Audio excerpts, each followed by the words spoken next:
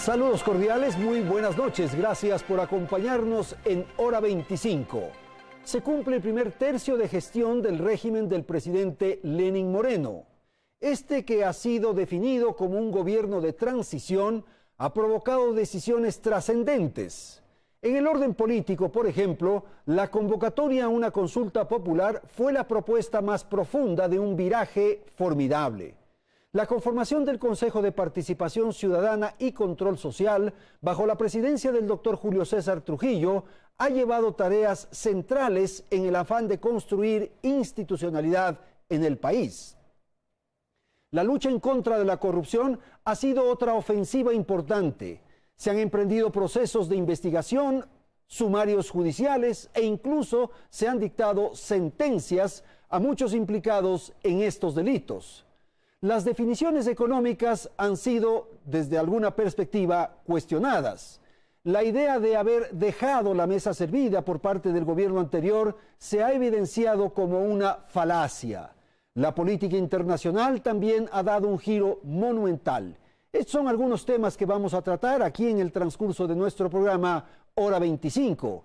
Quiero agradecer entonces la presencia de nuestros invitados. Está aquí en el estudio central de Teleamazonas Lourdes Cuesta. Ella es asambleísta por el movimiento Creo. Agradezco también la participación de Gustavo Larrea. Gustavo Larrea es el dirigente máximo de Democracia Sí. Nos acompaña también Esteban Melo. Él es asambleísta por el movimiento Revolución Ciudadana. Y agradezco la participación de Isabel Proaño. Ella es profesora universitaria y analista política. Gracias por estar aquí en la señal de Teleamazonas. Natalie, buenas noches.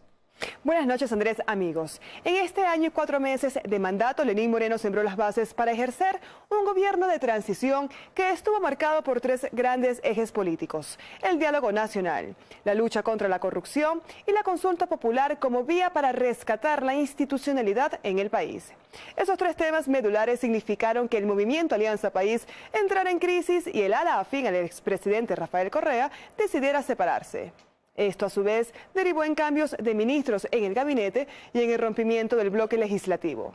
De los 74 asambleístas, 45 se quedaron en el oficialismo.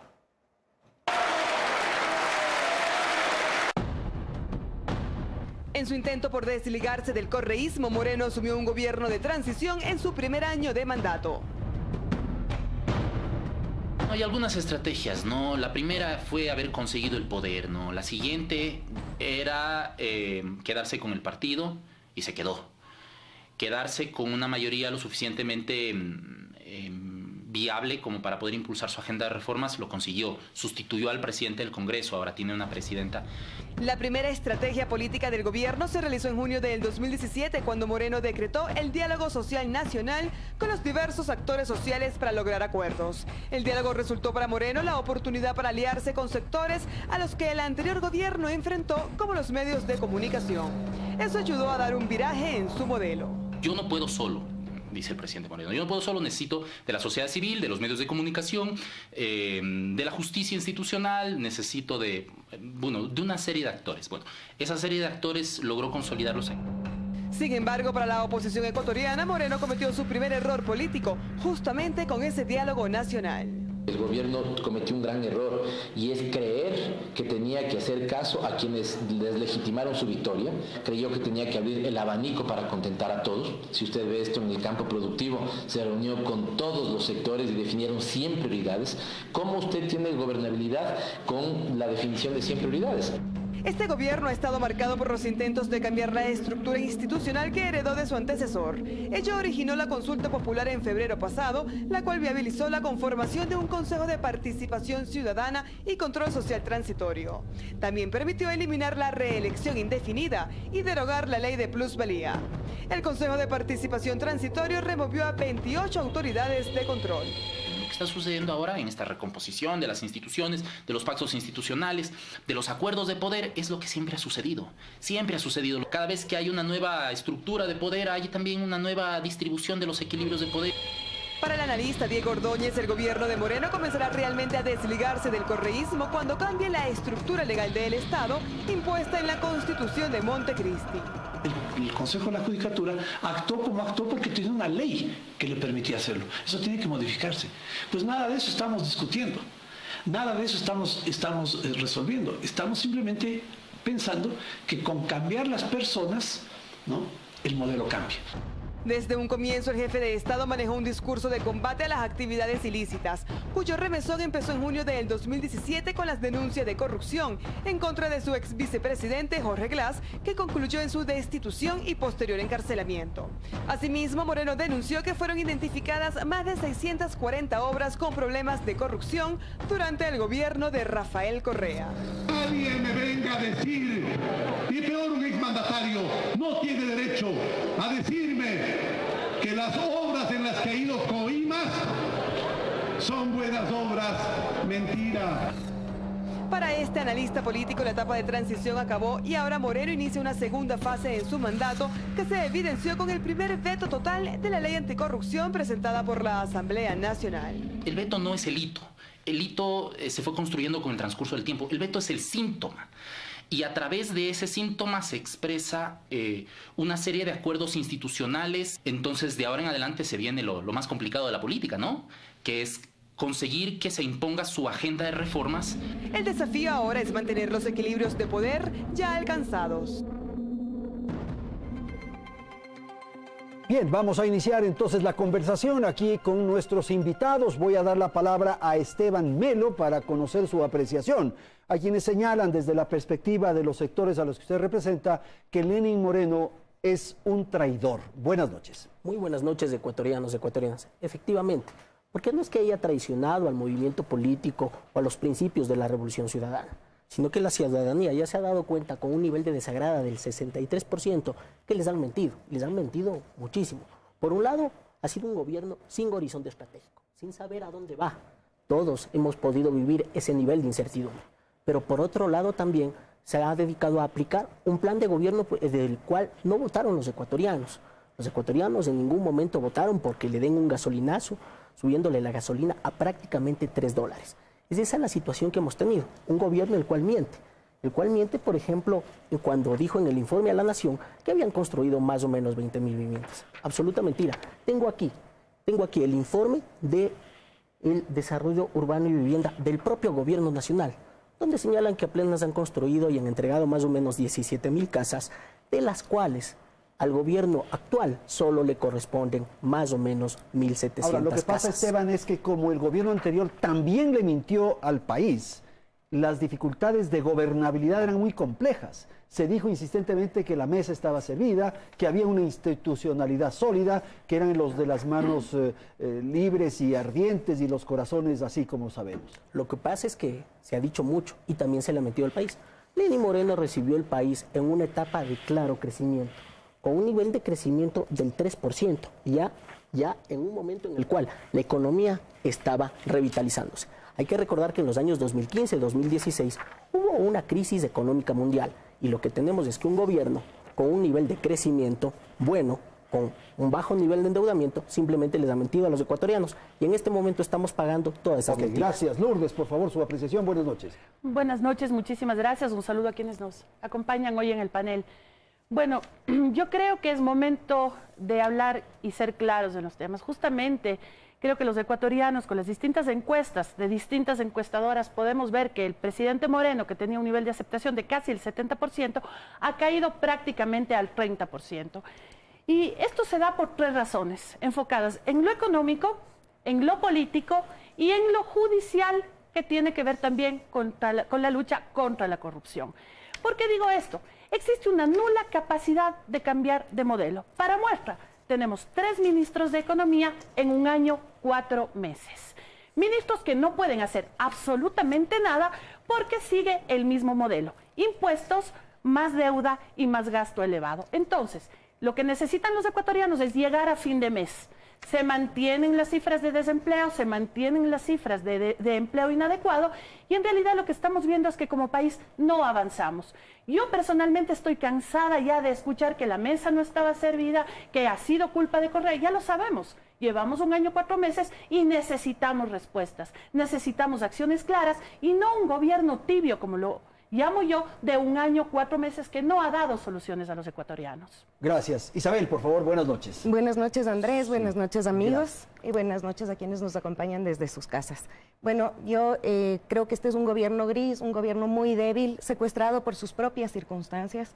Es un gobierno que llega al espacio y tiene una crisis, como contaba Esteban, donde hay una escisión entre sus propios militantes.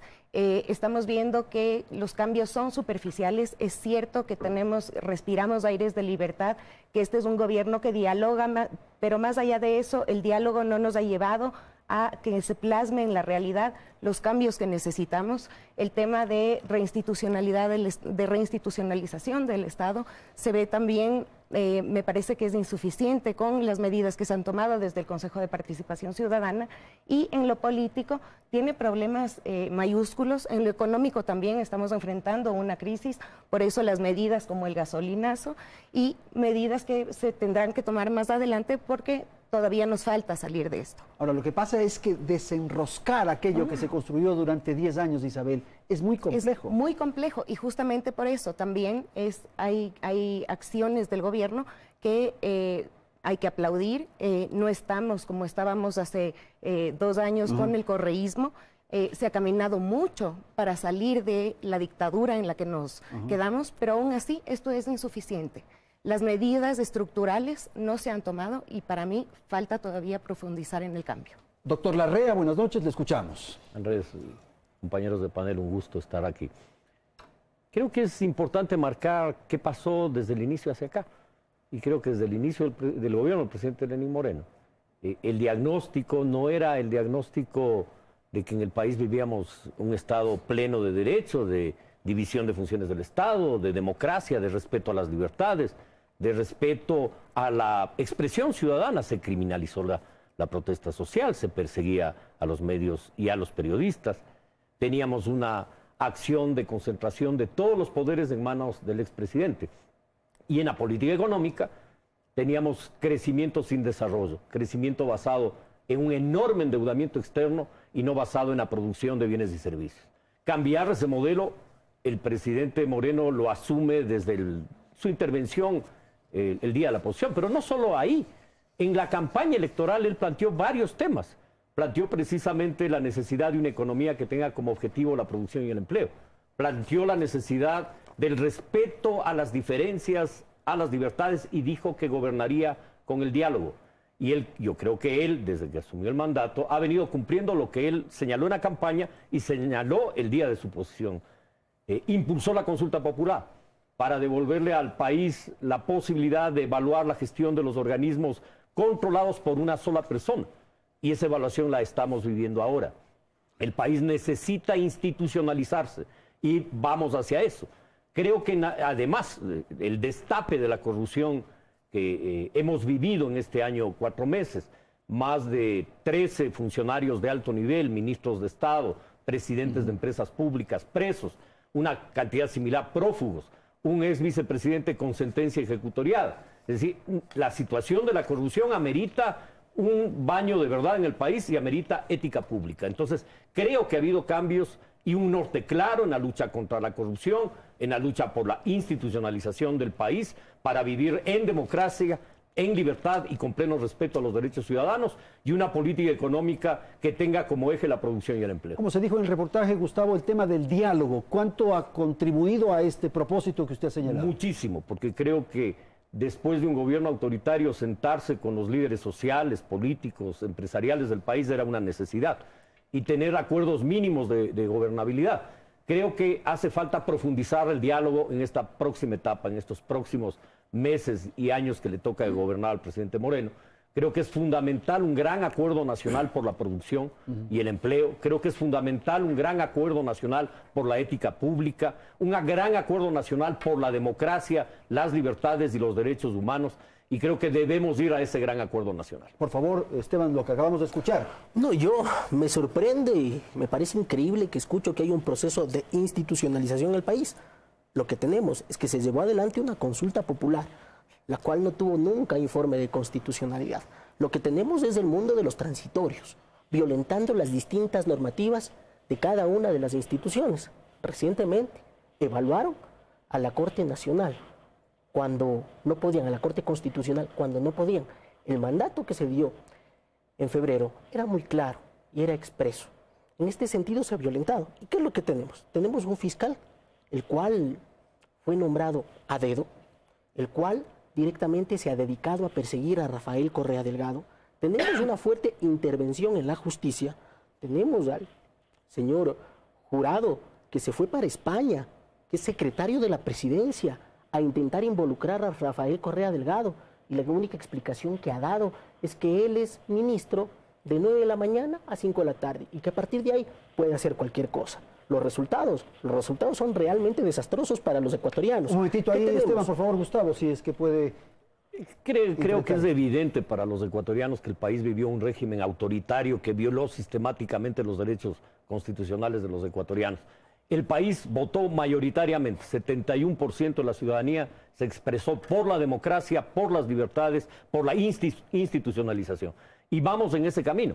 Ahora, no sin tropiezos, porque desde luego que hay una campaña feroz por querer demostrar lo indemostrable, que el país vive lo que vivió antes, un régimen que violaba los derechos cuando le daba la gana al expresidente en las cadenas, en las sabatinas, sancionaba a ciudadanos, los mandaba presos, ilegalizaba movimientos políticos cuando él le daba la gana.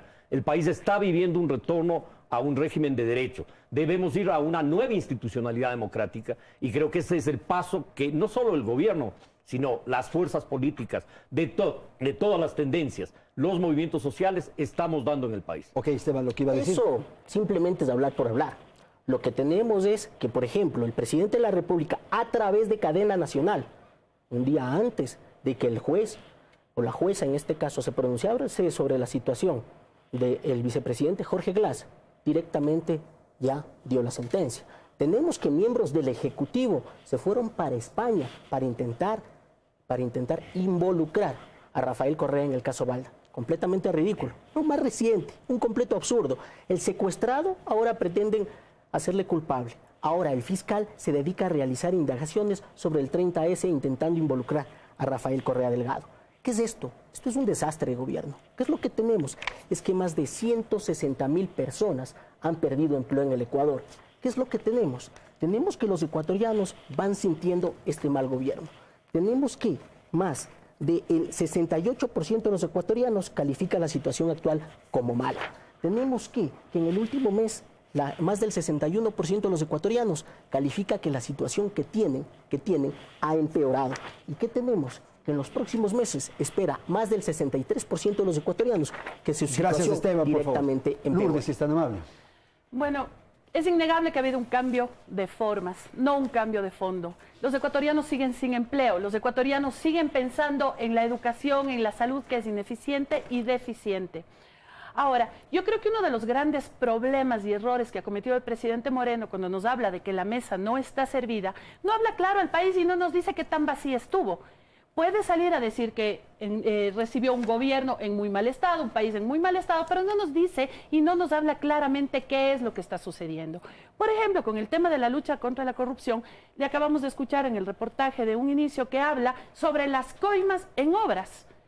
Señor presidente de la República, usted como el primer mandatario, lo primero que tiene que hacer es acudir a la Fiscalía, poner las denuncias pertinentes y no lanzarle únicamente la pelotita a la Contraloría. Esa cirugía mayor contra la corrupción tiene que comenzar en casa. Usted fue parte del gobierno anterior, usted debe tener hoy muchísima información que puede alimentar las investigaciones que está realizando Isabel, la Fiscalía. por favor. Bueno, el tema de la lucha de la corrupción es una de las cosas importantísimas que tenemos que enfrentar en este gobierno y que se viene arrastrando y es una consecuencia del correísmo durante la década pasada.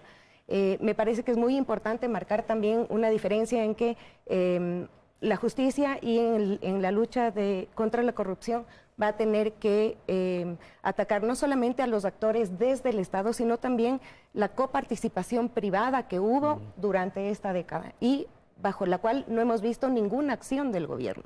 Aquí hay corresponsables, tanto del sector público como el sector privado. Adicionalmente, me parece que, y les voy a contar un poquito, encontré ayer algunos datos en un artículo que fue elaborado y publicado por El Telégrafo el 30 de agosto, y trata sobre el proyecto de médico del barrio de este gobierno. Les voy a contar algunos datos. Los datos son, acaba de cumplir un año el programa este. Hay 1.936 establecimientos dedicados al médico del barrio, 1.878 equipos de atención integral compuestas por 3 personas cada equipo y han atendido a 68.196 barrios con 270.000 atenciones. Puesto así, esto suena bastante bien, claro, ¿no es cierto? Ahora, empecemos a jugar un poquito con las matemáticas. ¿Y qué es lo que pasa? Que si es que vemos, si es que armamos el tema del personal que se dedica al médico del barrio, estamos hablando de 1.878 equipos por 3 personas. Esto es 5.634 funcionarios que van a hacer las atenciones. No estamos hablando del aparataje administrativo que se necesita para esto. Adicionalmente, son 270.169 atenciones, divididas por 365 días que tiene el año, nos dan 740 al día. Si es que hacemos... ¿Y eso es poco o mucho? Bueno, el dato final, el rato que volvemos a hacer una división, es que tenemos un 0.4 personas atendidas por día. Esto quiere decir que en una semana se atienden a 2 personas. En una semana. Cada atención nos cuesta $125, a ver, un poquito más. Yendo a los equipos, 5.634 personas, asumamos que les pagan $500, que es un sueldo bien módico, nos darían $33 millones, casi 34 al año. Si es que dividimos esto, cada atención nos cuesta $125 a los ecuatorianos. Estas son atenciones a grupos vulnerables. ¿Estamos en realidad siendo eficientes con el gasto?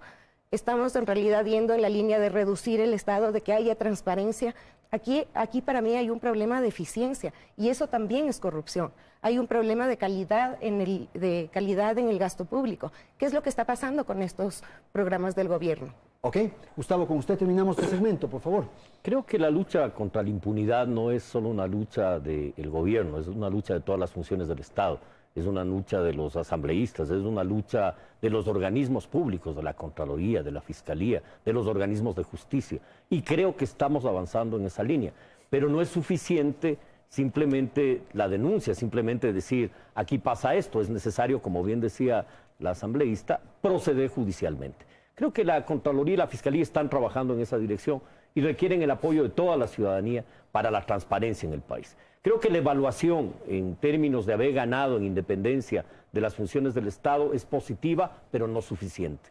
Hay que concluir el proceso de institucionalización del país para lograr mayor eficacia en la administración pública, mayor eficacia en la lucha contra la impunidad.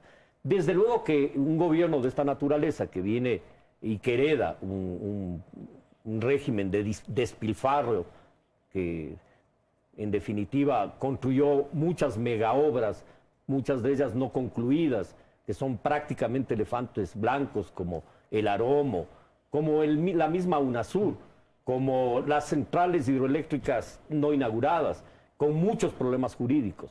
Retomar el cauce histórico de esta nación, que es un cauce democrático, que es un cauce progresista, es lo que este régimen está obligado a hacer. Y todos los ciudadanos, o la gran mayoría de ellos, respaldamos ese proceso de reinstitucionalización, más allá de las discrepancias que podamos tener. Yo creo que el país no puede salir adelante si es que se repite simplemente regímenes totalitarios, autoritarios, dictatoriales, donde silencien a los ciudadanos que osan discrepar. Creo que el país ha recobrado seguridad, ha recobrado tranquilidad, ha recobrado confianza. Y creo que eso es un aval y un aporte importante, impulsado por el presidente Moreno, no solo por él, pero principalmente por él. Ok, vamos a ir a una pausa, tenemos publicidad y enseguida retornamos para un segundo segmento de esta conversación en la que se hace un balance, una evaluación de la gestión del presidente Lenín Moreno. Ya retornamos.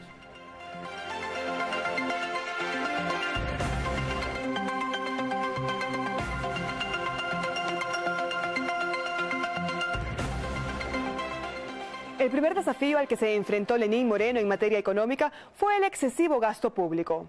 Frente a ese escenario, el primer mandatario posicionó varios ejes en sus primeros días de gestión: el fortalecimiento de la dolarización, la creación del Consejo Consultivo Productivo Tributario y la austeridad fiscal. Un año más tarde impulsó la Ley de Fomento Productivo con el objetivo de atraer inversión extranjera al país.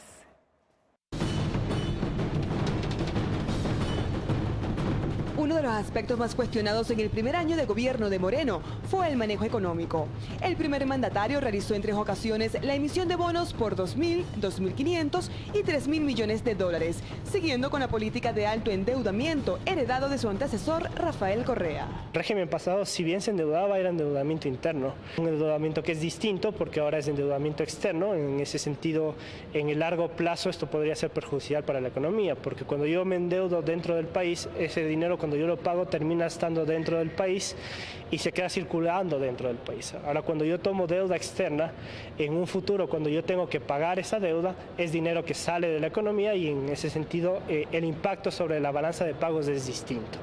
Entre sus primeras medidas económicas, el Ejecutivo aprobó una ley de reactivación económica que fue cuestionada por ser una ley de recaudación fiscal, más no una de reactivación productiva según el sector empresarial. Asimismo, el poco manejo de la crisis se evidenció con el cambio de 3 ministros de Finanzas en apenas un año. El hecho de haber tenido 3 ministros de Economía, una ministra que solo duró 2 semanas en el cargo, nos dice que no hay una definición por parte del presidente clara sobre la economía. Tuvimos 2 proyectos de ley económica urgente en lo que va del periodo de gobierno, y estas han tenido como visiones distintas. Se podría decir que el primer proyecto de ley seguía hasta cierto punto una política similar a la del gobierno pasado, y en la última ley económica urgente es claro que hay un viraje hacia políticas de corte más liberal, de corte más de derecha.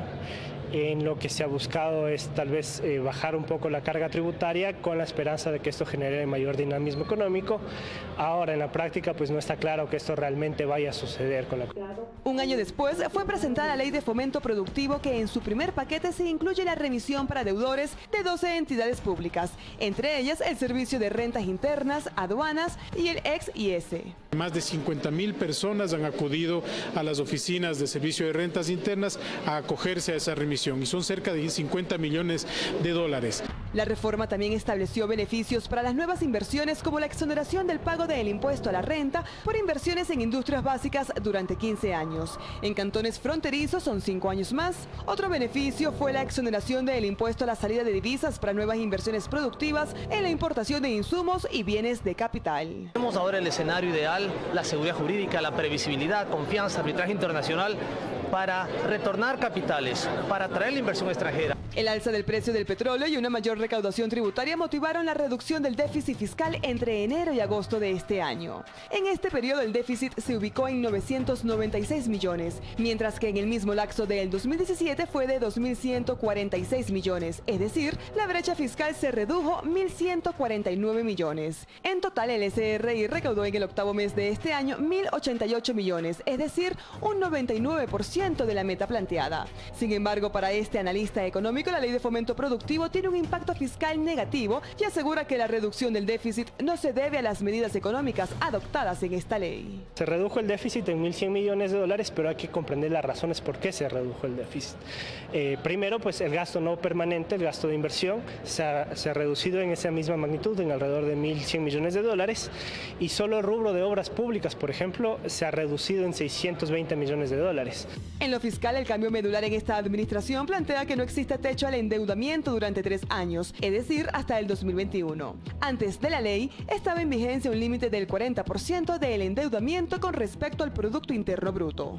Asimismo, un tema importante que afronta el país es el relativo a la solvencia del IES. Las cifras difieren en relación a cada uno de los fondos que son responsabilidad del instituto y a la visión de los técnicos consultados. El déficit actuarial del Fondo de Pensiones, por ejemplo, fluctúa entre 20.000 y 60.000 millones de dólares dependiendo del año base. Ha quebrado el IES. En el ámbito petrolero, el gobierno ha impulsado varias rondas petroleras. Por otra parte, Moreno sostuvo que fue una enorme irresponsabilidad lo realizado en el proceso de repotenciación de la refinería de Esmeraldas. Sobre la del Pacífico, descartó el proyecto si no hay inversionistas. Bien, vamos a tratar a continuación el tema económico, como ustedes acaban de ver en el reportaje, y quiero dar la palabra a Lourdes. Usted fue crítica en la primera parte respecto a ciertas decisiones del gobierno del presidente Lenín Moreno, pero es evidente que el modelo cambió, Lourdes. Teníamos un modelo donde el Estado tenía una presencia estelar. Ahora eso pasó a la empresa privada. No considero que hayamos tenido realmente un cambio de modelo. Sigue la economía basándose en impuestos, petróleo y deuda. Un tercio del presupuesto general del Estado está comprometido el servicio de deuda. ¿Qué quiere decir? Amortización e intereses, ni siquiera alcanzamos a pagar el capital. Se concedió recientemente un crédito al Ecuador de 500 millones de dólares con un colateral de 1.200 millones de dólares. Entonces, seguimos endeudándonos. Lo que tanto criticamos de la década pasada, del sobreendeudamiento, ahora le dimos un cheque en blanco al presidente Moreno para que pueda incluso sobrepasar ese 40% que era el límite legal. ¿Cómo quiere que se financie el sector público? ¿Cómo? Con seguridad. Se necesita seguridad. Para que la empresa privada se fortalezca. Desde el momento que se dictaron las medidas económicas, no han existido mayores cambios. El riesgo país se mantiene. No ha existido gran cantidad de inversión, porque no es un país atractivo para la inversión, precisamente por todo lo que venimos arrastrando y la falta de norte económico que tiene el presidente de la República, al punto que en esta semana, mediante una resolución presentada en el Pleno de la Asamblea, se le exige al ministro de Finanzas presentar la ejecución presupuestaria, como es obligación cada 6 meses, y no lo ha hecho. Estamos en octubre y no tenemos ese documento que la Asamblea debe revisar. Ahí está Esteban, usted coincide con la derecha seguramente. No, yo lo que coincido es con los datos económicos. Mire, yo de formación soy economista y en este sentido tengo que basarme en los datos. Los datos son que se han perdido 160.000 empleos, que según una publicación de JP Morgan, el gobierno nacional está llevando adelante todo lo que indica el Fondo Monetario Internacional y señalan que para poder llegar al objetivo que señala el Fondo Monetario Internacional tienen que despedir a 160.000 empleados públicos. ¿Usted como economista sabe cuánto fue la deuda que dejó Correa? Por supuesto. 60.000 millones de dólares. Mire, aquí en los datos tenemos muy claro cuál es la comparativa, por ejemplo, en la emisión de bonos soberanos que ha hecho el gobierno. El 27% del Producto Interior Bruto. Eso lo dice la CEPAL. No hace falta equilibrar o inventarse datos. Simplemente podemos comparar los niveles de endeudamiento del gobierno anterior en bonos soberanos, donde claramente durante los 10 años el gobierno de la Revolución Ciudadana emitió bonos de 7.250 millones, con tipos de interés que rondaban más o menos entre el 5 y el 6%. El gobierno de Lenín Moreno, en año 4 meses, ha emitido 7.500 millones de dólares. ¿Ya qué tipo de interés? Bueno, pues más o menos en torno al 9%. Es decir, tenemos más deuda y más cara. Ok, gracias Esteban. Ahí llegamos a una pausa, por favor. Una cosa. A ver. Esto indica el nivel de incoherencia del gobierno nacional. Porque por un lado dice que están sobreendeudados y se siguen endeudando. Por favor. Ok. Y con un pago del servicio de la deuda externa de cerca de 10.000 millones de dólares anuales y una economía estancada, muy difícilmente cualquier gobierno puede resolver el problema si no logra reactivar la economía y si no logra bajar el monto de la deuda. Lo que ha hecho el gobierno es ir bajando el monto de la deuda. Recibió 64.000 millones de endeudamiento este gobierno del gobierno anterior. Una cifra escandalosa, bárbara para el manejo económico.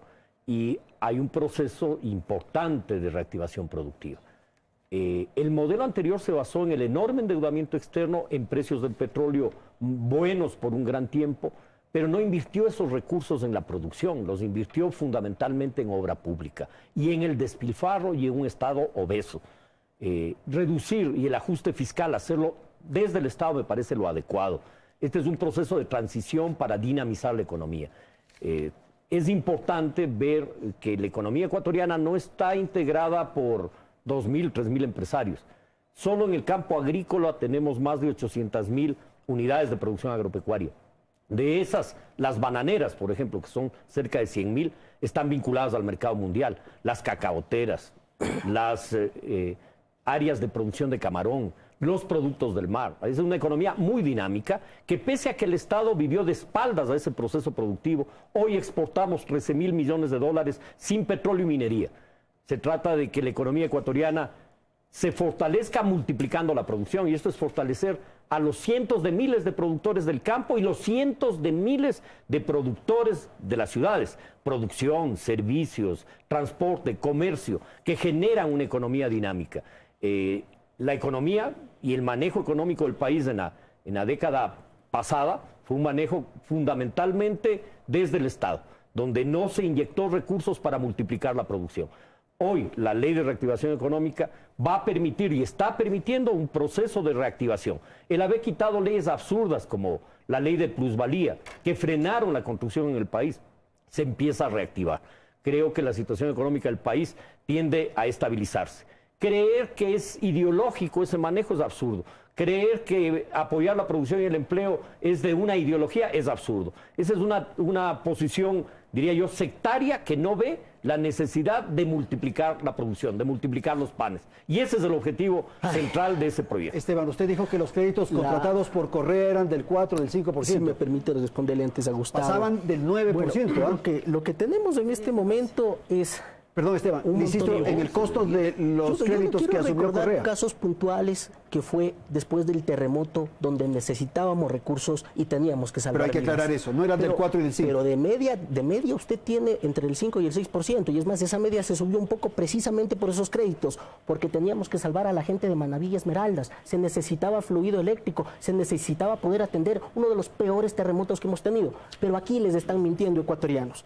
Nos dicen que han reducido el gasto público. Sin embargo, este gobierno incrementó en un 201% el gasto en bienes y servicios del Estado. Y sin embargo, este incremento no le llega a la ciudadanía. Nos están mintiendo porque en las medidas económicas, por un lado hubieron medidas cosméticas, que le quitaban el teléfono celular a los ministros, el tanque de gasolina, tal. Pero por otro lado, hay medidas tremendamente graves, pues. El gasolinazo, por un lado, pusieron en riesgo. Porque aumentó el precio de la super.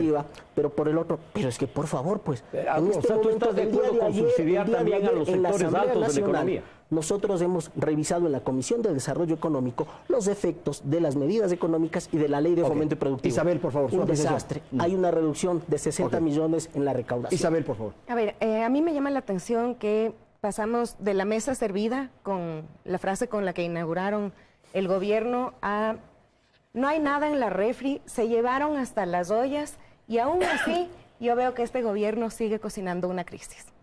Creo que hemos seguido teniendo un endeudamiento altísimo, que es entendible porque se necesitaba para salir de esto. Sin embargo, nuestra deuda sigue creciendo. ¿Cómo vamos a enfrentarla después?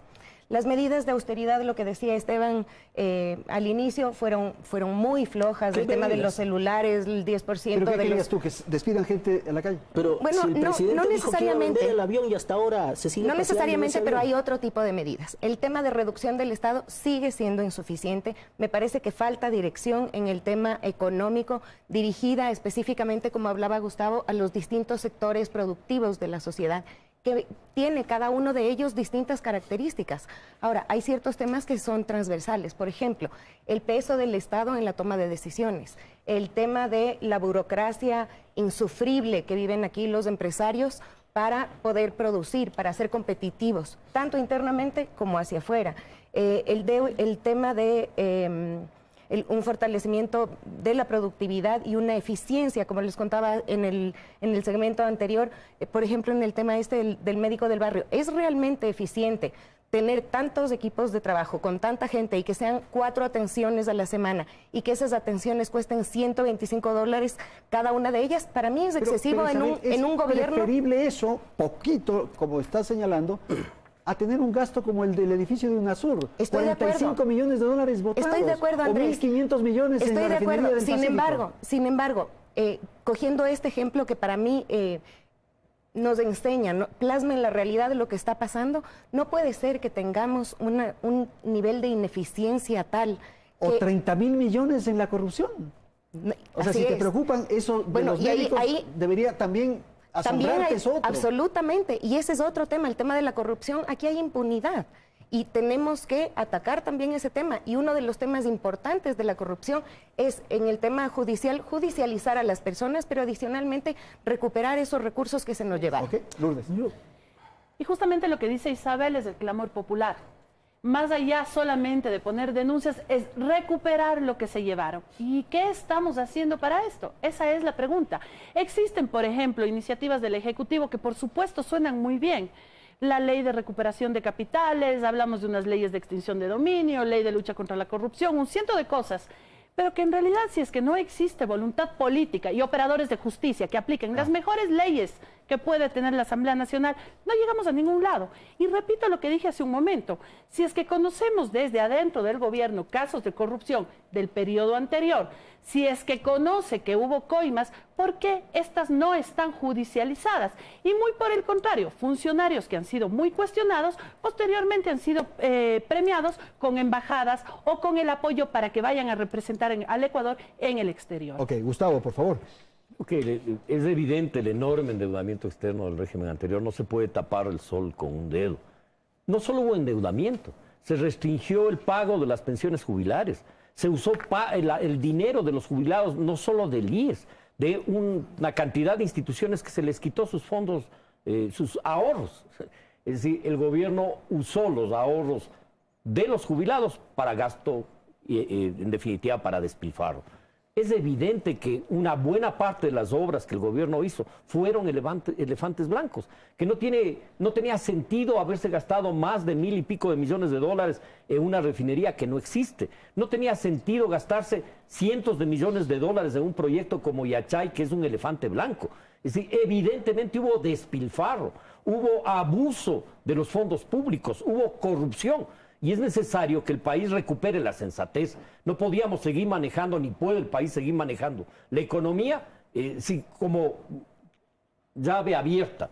Era necesario y es necesario austeridad pública. Es necesario fortalecer la inversión para crecer. No hay otra alternativa. No se puede crecer en base al endeudamiento. Desde luego que hay una transición y esa transición implica frenar el proceso de endeudamiento. Pero hay compromisos, había que pagar 10.000 millones por año, endeudarse cada vez menos. Este año el endeudamiento en relación a los años pasados es menor y el próximo año está calculado menor endeudamiento, hasta que logremos estabilidad en la economía ecuatoriana. Eso no lo vamos a lograr si la economía no tiene como eje la producción. Era evidente, Esteban, que después de la borrachera, después de la fiesta, nos tocaba pagar. Había necesidad de ajustes, había necesidad de revisar los subsidios. Aquí eran generosos con plata ajena. Mire, aquí se están diciendo mentiras. Una mentira que se ha dicho es que en este momento hay un menor nivel de endeudamiento. Yo creo que le extrañan a Rafael Correa Delgado, porque se supone que esto era para evaluar el gobierno de Lenín Moreno. Sin embargo, constantemente se hace referencias al gobierno de Rafael Correa. Bueno, pues vamos a hacer las referencias. En el gobierno de Rafael Correa, el nivel de endeudamiento era del 27,7%. En este momento hemos superado los 30 puntos de endeudamiento. Es decir, el endeudamiento, el señor Gustavo Larrea les mintió. Por otro lado, ha dicho que hay sectores productivos los cuales están creciendo en este momento en la economía. Y yo le pregunto, ¿qué sectores están creciendo? Han nombrado a los exportadores del producto del mar. ¿Saben la cantidad de protestas que en este momento están realizando nuestros pescadores artesanales? ¿Saben que en este momento les subieron el valor del diésel precisamente a los pescadores artesanales? Pero claro, ¿saben, era la borrachera, Esteban. ¿Saben que en este momento hablan de que se eliminó la ley de lucha contra la especulación del suelo? Señores, no ha pasado absolutamente nada en el sector de la construcción. La ley de lucha contra la especulación del suelo era para proteger a los ecuatorianos para que no se genere una crisis como se vivió en Europa. Y yo soy migrante y sé de lo que les estoy hablando. Ok, gracias, Esteban. Y que usted le mintió, acaba de decir. En absoluto, pues es evidente que el balance de deuda, tanto la deuda interna como la deuda externa, es de 64.000 millones y un poco más incluso. Es decir, esa es una cifra que lo manejan las autoridades económicas, los institutos de investigación económica. Hay un enorme endeudamiento que dejó el régimen anterior, desde luego que sí. Esa es la verdad.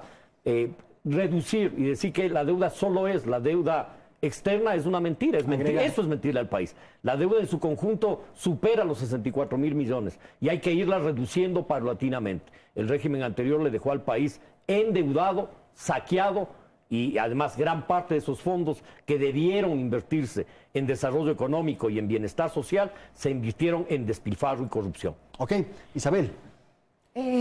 Sí, creo que el gobierno en el tema económico, como estamos viendo, nos queda debiendo en muchísimos espacios. Creo que hay que empezar a centrarnos en los proyectos y qué es lo que se está haciendo ahorita para enfrentar los años que le quedan a este gobierno.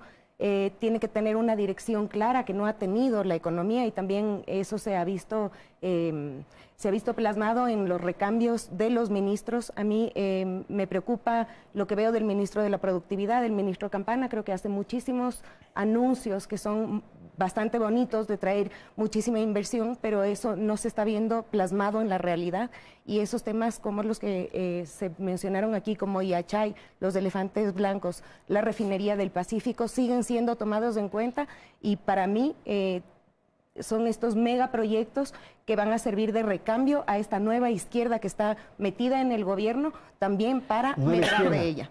Sí, la izquierda que se quedó colgada en el gobierno anterior de Correa. Pero el gobierno anterior no fue de izquierda. Ellos se decían de izquierda, se autocalificaban así, y yo así les voy a dejar porque para mí eso es lo que era. Ok, Lourdes. Lo grave es que, como usted menciona, Andrés, hay un chuchaqui después de la fiesta. Creo que todos tenemos clarísimo el estado en el que dejó el país el expresidente. Y bueno, puede ser que le extrañemos, así que venga nomás al Ecuador, que la Tacunga, Turi, le pueden estar esperando ahí unas bonitas habitaciones.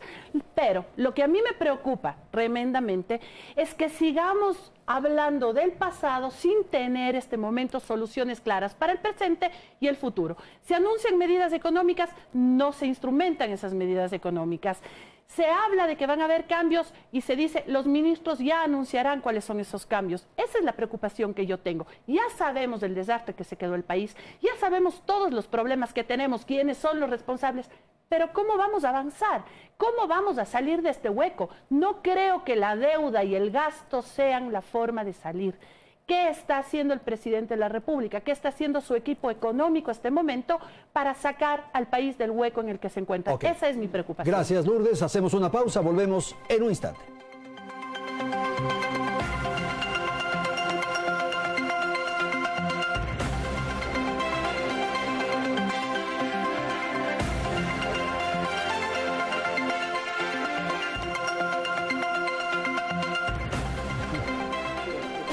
Bien, vamos a continuar. Voy a dar la palabra a Isabel. Quisiera pedirle una apreciación de los desafíos que corresponden ahora mismo, una vez que hemos evaluado la política y la economía. Para mí los mayores desafíos que va a tener el gobierno en los próximos años que le quedan es enfrentar la reinstitucionalización del Estado, con lo empezado a hacer por el Consejo de Participación Ciudadana transitorio, que también creo que todavía requiere varios ajustes. Vemos que ahí también hay problemas y han entrado en crisis. Una posición muy clara de apoyo a la productividad del Estado, a los empresarios para salir de esta crisis. Posiciones claras de reducción del Estado, medidas de austeridad para todos, y tener también una posición muy clara en cómo se va a enfrentar lo político, la correlación de las fuerzas políticas al interior del gobierno, tanto en la Asamblea como en los cuerpos colegiados que ha cambiado el Consejo de Participación Ciudadana, y el pacto con los socialcristianos, hacia dónde nos va a llevar. ¿Hay pacto con los socialcristianos? Hay pacto con los socialcristianos y se lo puede ver tanto en las votaciones de la Asamblea como en la composición de los cuerpos colegiados del Consejo de Participación Ciudadana transitorio. Ok, Lourdes, por favor. Bueno, creo que uno de los principales desafíos que tiene el presidente de la República y que queremos que los cumpla, porque si es que a él le va bien al país, es justamente la institucionalidad. Adicional a eso, un norte económico claro, un plan económico, generación de empleo. A los ciudadanos no les interesa la pelea entre políticos, no les interesa la pelea entre bancadas. Quieren llegar a fin de mes, quieren tener salud, quieren tener trabajo, quieren tener educación. Y un tema muy importante que hemos dejado de lado y que está causando conmoción en el país es el de seguridad. Cada día el país está más inseguro y eso es por la falta de empleo, por la falta de oportunidades y por la falta de planes claros para poder mitigar el problema que se viene con la migración que estamos teniendo en estos días. Adicional a eso, el tema social. Al presidente de la República se le conoció mucho por el tema social. Estuve recientemente en la maravillosa provincia en Manabí. Hemos visto cómo va esa reconstrucción en Manabí. Esas personas siguen con sus casas destrozadas, siguen sin servicios básicos. ¿Qué está pasando con eso? No solamente tiene que ser el tema social, una campaña de publicidad a la primera dama con dádivas a los ecuatorianos. Tiene que haber un plan claro en donde los ecuatorianos nos sintamos seguros. El plan de médico del barrio, se está gastando dinero en eso mientras el seguro social no funciona de manera adecuada y no hay las medicinas para atender a sus afiliados. Yo creo que esos son retos importantes, el económico, el político y el social. Ok, Esteban, ahora sí. No, lo primero es que el presidente quiera gobernar. y que gobierne y que trabaje. Tenemos un presidente que dice que cuenta los días para dejar la presidencia de la República. Y esto genera incertidumbre y nos dice mucho de cuál es el ambiente y el liderazgo del presidente a la hora de conducir a todos los ecuatorianos. ¿Qué es lo que tiene que enfrentar? Tiene que enfrentar esta crisis económica generada por este gobierno, el desempleo, el desgobierno que ha generado tanto y también la inseguridad. Cosas como la presencia de Huacho, los atentados que hemos vivido, no los habíamos vivido durante, no los últimos 10 años, sino en la historia republicana del país. ¿Qué es lo que tiene que dejar? El reparto.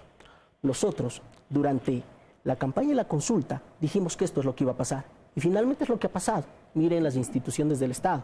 Miren incluso los audios que circulan por Internet, donde hay enfrentamientos en el Consejo de la Judicatura, precisamente por estos temas. Tenemos que crear un país que evidentemente dé señales positivas a los mercados.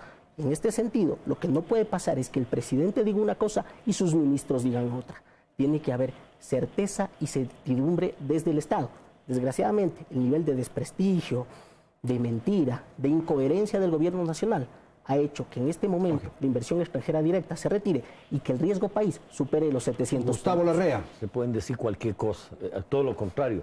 La semana pasada hubo la ronda petrolera y inversión e interesados en invertir hay cada vez más. Creo que el desafío del gobierno es tener gobernabilidad. Y esa gobernabilidad es diálogo, es grandes acuerdos, es concertación. No es imposición autoritaria. Es decir, la izquierda que cree que eso es ser de izquierda, eso es ser fascistas. Es decir, la izquierda debe ser dialogal. En ese sentido, creo que el gobierno tiene el reto de consolidar el diálogo. Tiene el reto de trabajar en la institucionalización del país, en la plena independencia de las funciones del Estado, en más democracia, en más libertades y en respeto a los ciudadanos. Y en la política económica tiene el gran reto de impulsar la producción y el empleo. Tenemos el reto de no solo exportar 13.000 millones, sino 40, 80, 100.000 millones en los próximos años. Y yo creo que ese reto no lo puede hacer solo el gobierno. Requiere el apoyo de un gran acuerdo nacional. Ok, vamos a terminar. No sé si 30 segundos cada uno. Rapidito, Esteban. Bueno, ¿cuál es su expresión final? Finalmente, señalarles a los ecuatorianos que en este momento tenemos que estar muy alertas. La situación económica que va a sufrir el país, producto de las medidas económicas, van a reducir el Producto Interior Bruto. Con eso se va a reducir el empleo, con eso se va a reducir la capacidad de demanda del país. Y con eso, y la inseguridad jurídica que vive en este momento el país, producto del desgobierno y de la desinstitucionalización, simplemente lo que genera es que los capitales se vayan. Y se están yendo de América Latina. Chile acaba de reducir su inversión extranjera directa en un 50%. Okay, y eso le va a pasar a la economía ecuatoriana. Gracias, Esteban. Isabel, por favor, 30 segundos. Bueno, creo que este es un tema que nos toca a todos, no solamente al gobierno, sino que todos tenemos que estar involucrados en esto. Parte de lo que nos pasó en la década correísta es porque los ciudadanos, la sociedad en general, dejamos que esto pase y tenemos una responsabilidad, especialmente los políticos, que yo sí creo que tenemos que acompañar estos procesos más allá de donde estemos sentados. Tenemos una responsabilidad aquí, pero los ciudadanos también. Y es necesario que nos involucremos en estos procesos, que hagamos seguimiento y entrar a pensar y a debatir una reforma constitucional, que es lo único que nos va a permitir cambiar el aparataje en la medida que se necesite. Ok, Lourdes, 30 segundos, sí mismo. El diálogo es importantísimo, pero necesitamos hechos. Las ofertas de inversión son maravillosas, pero necesitamos inversión. La cirugía mayor contra la corrupción suena maravilloso, pero necesitamos luchar contra la corrupción. Así que debemos todos como ciudadanos, y no por recompensas como se quiere plantear, como un deber cívico, luchar contra la corrupción, apoyar a la institucionalidad y pedirle al presidente de la República que se asiente en lo económico y nos dé un norte para salir del hueco en el que estamos. Doctor Larrea, por favor, con usted terminamos. Un país abierto, un país que puede dialogar con todos los países del mundo, con los que coincide y con los que no coincide, que mantenga muy buenas relaciones con Europa, con China, con el mundo asiático, árabe, con Rusia, con los Estados Unidos, desde luego que con nuestros hermanos latinoamericanos, en función de consolidar una política internacional democrática y una política económica que fomente la exportación de las exportaciones en general de nuestro país. Muchísimas gracias a Lourdes Cuesta, Gustavo Larrea, Esteban Melo e Isabel Proaño. Gracias a la audiencia, felicidades, hasta la próxima semana.